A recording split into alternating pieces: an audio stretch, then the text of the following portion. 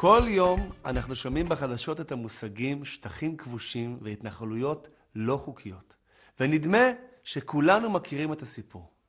במלחמת ששת הימים כבשה ישראל מהפלסטינים את הגדה המערבית. סירבה לדרישת האו"ם לנסיגה ובנתה שם התנחלויות בניגוד לאמנת ג'נבה שאוסרת על התנחלות בשטח כבוש. אבל האם זו התמונה המדויקת? מה? כל ממשלות ישראל מאז ומעולם פשוט צפצפו על החוק הבינלאומי? נשמע לכם הגיוני?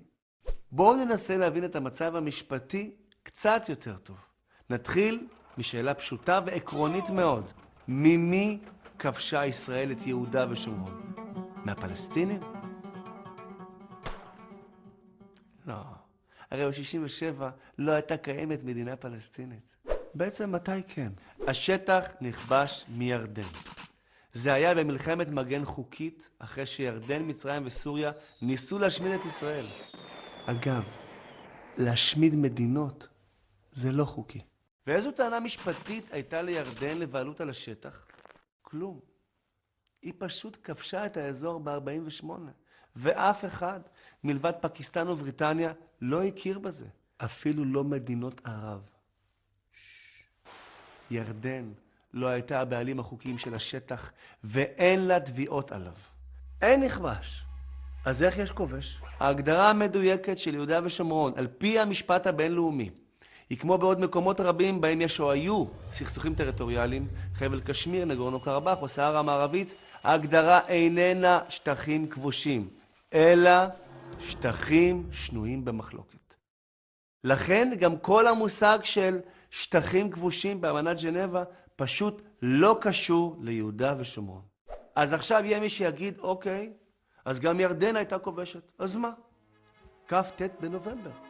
החלטת האו"ם על שתי מדינות. ישראל מפרה את ההחלטה הזאת. ושוב, לא נכון. משפטית, החלטת החלוקה היא בגדר הצעה שמקבלת תוקף רק אם שני הצדדים מקבלים אותה. שני הצדדים אמרנו? היהודים הסכימו, הערבים פתחו במלחמה. ומה לעשות? הם הפסידו.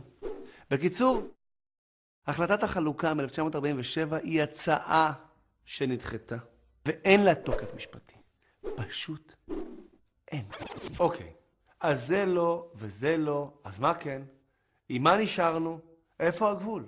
בואו נחזור קצת אחורה בזמן, אל תדאגו, לא עד אברהם אבינו, רק כ100 שנים, ונבין מה נתן תוקף משפטי לריבונות של כל המדינות באזור. המזרח התיכון. עד 1917 רוב האזור היה חלק מהאימפריה הטורקית. בסוף מלחמת העולם הראשונה, אחרי שמדינות ההסכמה ניצחו את טורקיה, השטח הכבוש עבר לשליטת צרפת ובריטניה. והוחלט ליצור מזרח תיכון חדש ולחלק את האזור למדינות, כאשר הלורד בלפור, שר החוץ הבריטי, מחליט לזרוק גם לעם היהודי איזה עצם, ומצהיר יש להכיר בזכויות ההיסטוריות של העם היהודי על ארץ ישראל. אבל רגע, אתם קולטים מה קרה פה?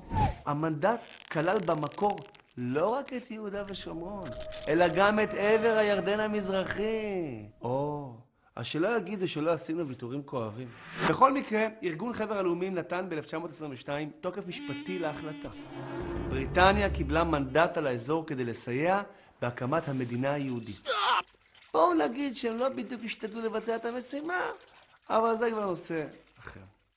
מה שיפה הוא שההכרה של חבר הלאומים בזכותו של העם היהודי בארץ ישראל עד הירדן, כולל יהודה ושומרון, אושררה שוב על ידי האו"ם לאחר מלחמת העולם השנייה. כלומר, לא רק שקיבלנו הכרה משפטית בינלאומית גורפת לזכותנו על יהודה ושומרון, קיבלנו אותה פעמיים. אז בואו נחזור רגע למשוואה שלנו ונראה את התמונה המלאה. המלחמה ב-1967 הייתה מלחמת מגן חוקית. ישראל לא כובשת כי לא הייתה בשטח שום ישות חוקית, ולכן השטח הוא לא כבוש, אלא שנוי במחלוקת. גם החלטת החלוקה מ-1947 מעולם לא קיבלה תוקף משפטי. זכויותיה של ישראל על השטח קיבלו הכרה חוקית בינלאומית, ולכן, ממילא, בניית התנחלויות היא חוקית לחלוטין. אז מה הפתרון? אין פתרונות קסם. אבל לא חשוב אם אתה שמאל או ימין. זכור, שלישראל יש טענות משפטיות מובהקות לזכותה על יהודה ושומרון. העמדה הזו לא רק שתחזק את נקודת הפתיחה של ישראל בכל משא ומתן עתידי, זו גם האמת הפשוטה. אז תפסיקו להגיד שטחים כבושים. זה פשוט לא פוליטיקלי קורקט.